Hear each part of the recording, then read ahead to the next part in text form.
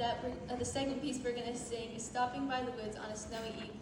It's one of Robert Frost's most beloved poems.